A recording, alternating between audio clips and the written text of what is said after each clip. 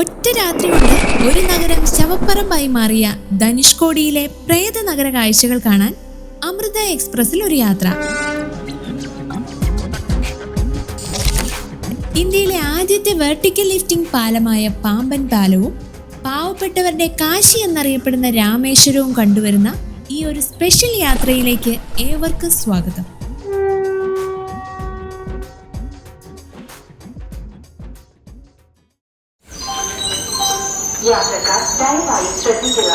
ഇന്നത്തെ നമ്മുടെ യാത്ര തൃശൂർ റെയിൽവേ സ്റ്റേഷനിൽ നിന്നുമാണ് ആരംഭിക്കുന്നത്. വെളുപ്പിന് 2:30 തിരുവനന്തപുരത്ത് നിന്ന് രാമേശ്വരത്തേന് പോകുന്ന അമൃത എക്സ്പ്രസ് തൃശൂർ എത്തിയത്. രാത്രി ആയതുകൊണ്ട് തന്നെ വീഡിയോ ഒന്നും എടുക്കാൻ നിൽക്കാതെ നേരെ കിടന്നു. രാവിലെ 7 മണിക്ക് പഴനി സ്റ്റേഷനിൽ എത്തിയതോടെ ആൾക്കാരുടെ ബഹളം കൊണ്ട് എണീറ്റു. അങ്ങനെ ഈ സൂര്യോദയം കണ്ടുകൊണ്ടാണ് ഇനിയുള്ള യാത്ര. ദിണ്ടിഗൽ സ്റ്റേഷനിൽ ഈ ട്രെയിൻ ഒരു 40 മിനിറ്റ് വെയിറ്റിംഗ് ഉണ്ട്. അത് കഴിഞ്ഞ് 8:40 തന്നെ എടുത്ത് 9:40 തന്നെ മധുരൈ ജംഗ്ഷനിൽ എത്തി. എൻ്റെ ആദ്യത്തെ ട്രിപ്പാണ് കേട്ടോ രാമേശ്വരത്തേക്ക്. അതുകൊണ്ട് തന്നെ പുറത്തെ കാഴ്ചകളൊക്കെ നോക്കി പാമ്പൻ പാലത്തിൻ്റെ എൻട്രിക്ക് വേണ്ടിയിട്ടുള്ള കട്ട വെയിറ്റിങ്ങിലാണ്. അങ്ങനെ ഇതാ കേരളത്തിൽ നിന്നുള്ള ഒരേ ഒരു ട്രെയിനായ അമൃത എക്സ്പ്രസ് ഇന്ത്യയിലെ ആദ്യത്തെ കടൽപ്പാലമായ പാമ്പൻ പാലത്തിന് മുകളിലൂടെ പോകുന്ന അതിമനോഹര കാഴ്ച.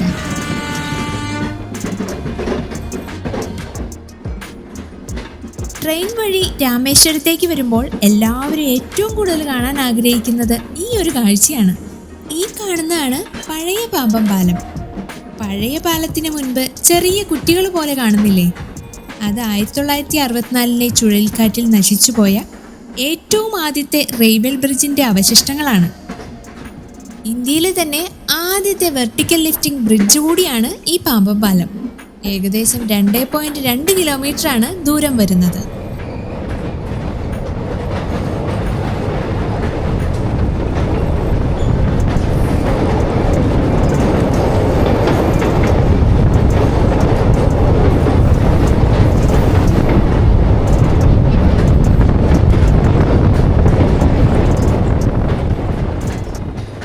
നേരെ കാണുന്ന റോഡാണ് മണ്ഡപത്തെയും രാമേശ്വരത്തെയും തമ്മിൽ ബന്ധിപ്പിക്കുന്ന ഇന്ദിരാഗാന്ധി റോഡ് ബ്രിഡ്ജ്. 1988 ഇത് നിലവിൽ വന്നത്. പിന്നെ ഇങ്ങോട്ട് വരുന്നവർ ശ്രദ്ധിക്കേണ്ട ഒരു കാര്യം എന്താണെന്ന് വെച്ചാൽ വലത് സൈഡിൽ തന്നെ ഇരിക്കാൻ ശ്രദ്ധിക്കണം. എന്നിരുന്നാലേ നമുക്ക് ഈ വ്യൂ കിട്ടുള്ളൂ. അങ്ങനെ പാമ്പൻ പാലത്തിന്റെ അടിപൊളി വിഷ്വൽസ് ഒക്കെ കണ്ട് നമ്മൾ 12:40 തന്നെ രാമേശ്വരം സ്റ്റേഷനിലേക്ക് എത്തി. പ്ലാറ്റ്ഫോം നമ്പർ 3 നമ്മളിപ്പോൾ വന്നിറങ്ങിയത്. പ്ലാറ്റ്ഫോം നമ്പർ 4 കിടക്കുന്ന ഈ ഒരു ട്രെയിനാണ് രാമേശ്വരം ടു ട്രിവാൻഡ്രം പോകുന്ന അമൃത എക്സ്പ്രസ് ആയി പോകുന്നത്. 1:30 ഇവിടുന്നുള്ള ട്രെയിൻ ടൈം. ഇവിടുന്ന് നമ്മൾ ഇനി സ്റ്റേഷന് പുറത്തേക്ക് പോവാണ്. റിനോവേഷന്റെ ഭാഗമായി ഈ റെയിൽവേ സ്റ്റേഷനിൽ പലയിടത്തും പണികൾ നടക്കുന്നത് കാണാം. കുറച്ചങ്ങ് മുന്നോട്ട് നടന്നാൽ തന്നെ റെയിൽവേയുടെ റിട്ടയറിംഗ് റൂം ബിൽഡിംഗ് കാണാം. IRCTCയുടെ സൈറ്റ് വഴി മുൻകൂട്ടി നമുക്ക് കുറഞ്ഞ ചെലവിൽ ബുക്ക് ചെയ്യാവുന്നതാണ്. നമ്മൾ ഈ കാണുന്ന വഴി നേരെ പോയി രാമേശ്വരം ടെമ്പിളിനടുത്തുള്ള ശ്രീ വിനായക റെസിഡൻസി എന്ന അപ്പാർട്ട്മെന്റിലാണ് റൂം എടുത്തത്. അറ്റാച്ച്ഡ് ബാത്റൂമോട് കൂടിയിട്ടുള്ള നല്ല ക്ലീൻ റൂം. ഈ റൂമിൽ നമ്മുടെ സാധനങ്ങളൊക്കെ വെച്ച് മുൻകൂട്ടി ബുക്ക് ചെയ്ത റെന്റ് ബൈക്കിലാണ് ഇനി നമ്മുടെ യാത്ര. നേരെ പോകുന്നത് രാമേശ്വരം ടെമ്പിളിലേക്കാണ്. ജസ്റ്റ് ഒരു 5 to 7 മിനിറ്റ്സ് ദൂരം മാത്രമേ നമ്മുടെ ഈ റൂമിൽ നിന്ന് അങ്ങോട്ടേക്കുള്ള ദൂരം വരുന്നുള്ളൂ. ആദ്യം നമ്മൾ എത്തിച്ചേരുന്നത് പടിഞ്ഞാറേ നടയിലേക്കാണ്. ഇവിടെ 4 ഗോപുരങ്ങളാണ് ഓരോ വശത്തും ഉള്ളത്. നമുക്കിന്ന് ധനുഷ്കോടി കൂടി പോകാനുള്ളത് കൊണ്ട് അമ്പലത്തിനുള്ളിൽ കയറി ഒരുപാട് ടൈം സ്പെൻഡ് ചെയ്യാനാവില്ല. അതുകൂടാതെ ഇതിനുള്ളിലേക്ക് കയറി വിഷ്വൽസ് എടുക്കാനുള്ള അനുവാദവുമില്ല. ഓരോ നടയും കണ്ട് വിഷ്വൽസ് എടുത്ത് നമ്മൾ നേരെ പോകുന്നത് കിഴക്കേ ഭാഗത്തിന് ഗോപുരത്തിനടുത്തുള്ള അഗ്നിതീർത്ഥം എന്ന ഭാഗത്തേക്കാണ്. രാമേശ്വരം എന്ന് പറഞ്ഞ് കേൾക്കുമ്പോൾ തന്നെ മരണാന്തര ചടങ്ങുകൾക്ക് പേരുകേട്ട ഒരിടമാണ്. ഇവിടെ വന്ന് കർമ്മങ്ങൾ ചെയ്യുന്നത് വഴി മരണപ്പെട്ടവർക്ക് വളരെ പെട്ടെന്ന് തന്നെ മോക്ഷം ലഭിക്കുമെന്നാണ് വിശ്വാസം. അതുകൊണ്ടൊക്കെ തന്നെയാണ് പാവങ്ങളുടെ കാശി എന്ന് രാമേശ്വരം അറിയപ്പെടുന്നത്.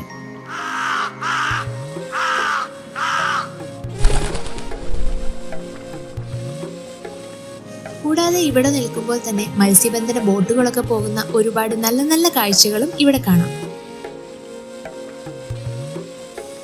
അങ്ങനെ ഇവിടുത്തെ കാഴ്ചകളൊക്കെ കണ്ടു കഴിഞ്ഞ് ഇനി നമ്മൾ നേരെ പോകുന്നത് ധനുഷ്കോടിയിലേക്കാണ്. ഇപ്പോൾ നമ്മൾ നഗരത്തിൽ നിന്നൊക്കെ മാറി NH49 പോയിക്കൊണ്ടിരിക്കുന്നത്. ധനുഷ്കോടി എത്തുന്നതിന് മുമ്പ് നമ്മൾ കണ്ടിരിക്കേണ്ട ഒന്നാണ് ദാ ഈ കാണുന്ന കോദണ്ഡരാമർ ടെമ്പിൾ. ബംഗാൾ ഉൾക്കടലിനും മാന്നാർ ഉൾക്കടലിനും ഇടയിലുള്ള ചെറിയൊരു ദ്വീപ് പോലെ തോന്നിപ്പിക്കുന്ന മനോഹരമായ ഒരിടം. രാമേശ്വരത്ത് നിന്ന് ധനുഷ്കോടിയിലേക്കുള്ള വഴിയിൽ ഏകദേശം 12 കിലോമീറ്റർ അകലെയാണ് ഈ ഒരു പ്ലേസ്. ഇങ്ങോട്ടേക്കുള്ള റൈഡ് അടിപൊളിയാണ്. ഇരു സൈഡിലും കടലായതുകൊണ്ട് തന്നെ നല്ല കാറ്റാണ് ഇവിടുത്തെ ഒരു പ്രത്യേകത. ബൈക്കിൽ വരുന്നവർ നല്ല കെയർഫുൾ ആയിരിക്കണമെന്ന് മാത്രം. 1964 ചുഴലിക്കാറ്റിൽ ധനുഷ്കോടി നഗരം മുഴുവൻ തകർന്നു പോയപ്പോഴും ഈ ഒരു ക്ഷേത്രത്തിന് ഒരു പോറൽ പോലും ഏറ്റില്ല എന്നുള്ളത് അത്ഭുതം തന്നെയാണ്. ധനുഷ്കോടിയിൽ ഇന്നും സജീവമായി പ്രവർത്തിക്കുന്ന ആകെയുള്ള ഒരു ക്ഷേത്രം കൂടിയാണ് ഇത്. ഇവിടേക്ക് രാവിലെ 6 മണി മുതൽ വൈകിട്ട് 7 മണി വരെ സന്ദർശകർക്ക് പ്രവേശനമുണ്ട്. നമ്മളിപ്പോൾ റൈറ്റ് സൈഡിൽ നിന്നാണ് വന്നത്. ഇനി നമുക്ക് ഇടത്തേക്കാണ് പോകേണ്ടത്. ഒരു കാലത്ത് ഇന്ത്യയുടെ അഭിമാന തുറമുഖ പട്ടണമായിരുന്നു നമ്മൾ ഈ കാണുന്ന ധനുഷ്കോടി. പക്ഷെ ഇപ്പോൾ ധനുഷ്കോടി അറിയപ്പെടുന്നത് ഗോസ്റ്റ് ടൗൺ എന്നാണ്, ഇന്ത്യയുടെ പ്രേത നഗരം. അങ്ങനെ അറിയപ്പെടുന്നതിലും കാര്യമുണ്ട്. ഈ കാണുന്ന പൊട്ടിപ്പൊളിഞ്ഞ ബിൽഡിങ്ങുകളില്ലേ, ഇവിടെയാണ് പണ്ടുകാലത്ത് റെയിൽവേ സ്റ്റേഷൻ ഉണ്ടായിരുന്നത്. ഈ ഒരു പട്ടണവും ഇവിടുത്തെ വീടുകളും സ്കൂളുകളും ഹോസ്പിറ്റലുകളും റെയിൽവേ സ്റ്റേഷനും അങ്ങനെയെല്ലാം ഒറ്റ രാത്രി കൊണ്ടാണ് ഇല്ലാതായത്. ഏകദേശം 1800-ലധികം ആളുകളാണ് 1964 ഡിസംബർ 22 ഉണ്ടായ ചുഴലിക്കാറ്റിൽ ഇല്ലാതായത്. ഇതാണ് ഇപ്പോഴുള്ള അവസ്ഥ. പെർമനന്റ് കൺസ്ട്രക്ഷൻസുകളൊന്നും തന്നെ ഇപ്പോൾ ഇവിടെ പാടില്ല.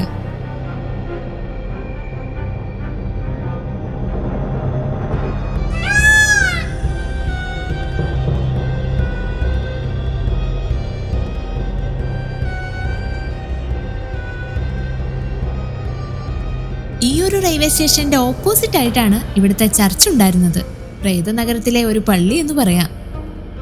ഇതൊരു പോർച്ചുഗീസ് പള്ളിയായിരുന്നു, വിശുദ്ധ അന്തോണീസ് പുണ്യാളന്റെ പേരിലുള്ള പള്ളി. പവിഴപ്പുറ്റുകളും പാറകളും കൊണ്ടായിരുന്നു ഇത് നിർമ്മിച്ചിരുന്നത്. ഇവിടെ ഇപ്പോൾ ചെറിയൊരു ഭാഗം മാത്രമാണുള്ളത്. ഇതിന് ചുറ്റും നടന്നു കാണാൻ ഫുട്പാത്ത് ഒക്കെ സെറ്റ് ചെയ്തിട്ടുണ്ട്. സത്യം പറഞ്ഞാൽ ഇപ്പോൾ ഇവിടെ ഒരു ടൂറിസ്റ്റ് പ്ലേസായി മാറി. പ്രേതനഗരം എന്നൊക്കെ പറയുന്നതിന്റെ ഫീല് ശരിക്കും കിട്ടുന്നത് ഇതൊക്കെ കാണുമ്പോഴാണ്. ഇതിന് തൊട്ട് തന്നെ ഒരു ടെമ്പിൾ കൂടിയുണ്ട്.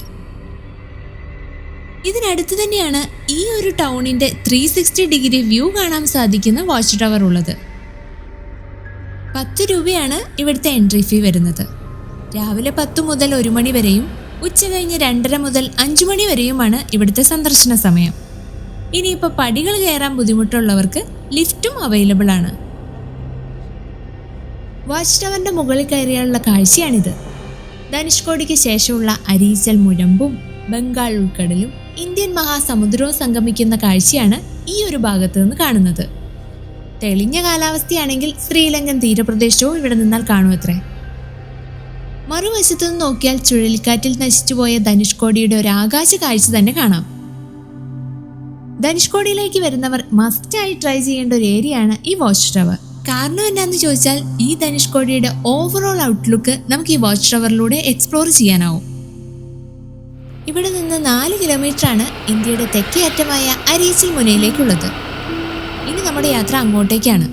പോകുന്ന വഴിക്ക് കണ്ട നമ്മുടെ ഇന്ത്യൻ കോസ്റ്റ് ഗാർഡിന്റെ ഹോവർ ക്രാഫ്റ്റ് ആണിത്.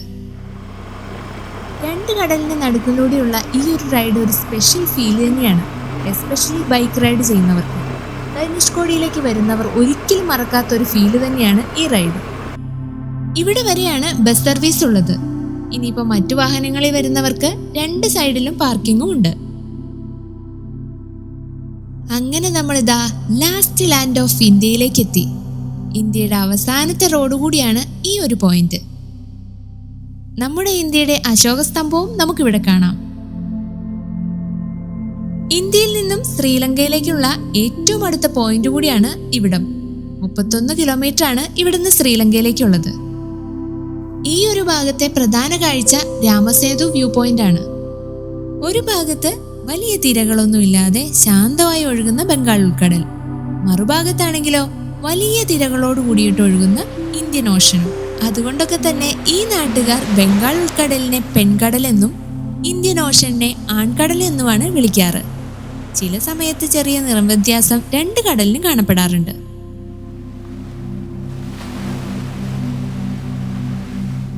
അപ്പോൾ ഇതൊക്കെയാണ് നമ്മുടെ ധനുഷ്കോടി യാത്രാവിശേഷങ്ങൾ. വീണ്ടും മറ്റൊരു യാത്രാവിശേഷങ്ങളുമായി കണ്ടുമുട്ടാം.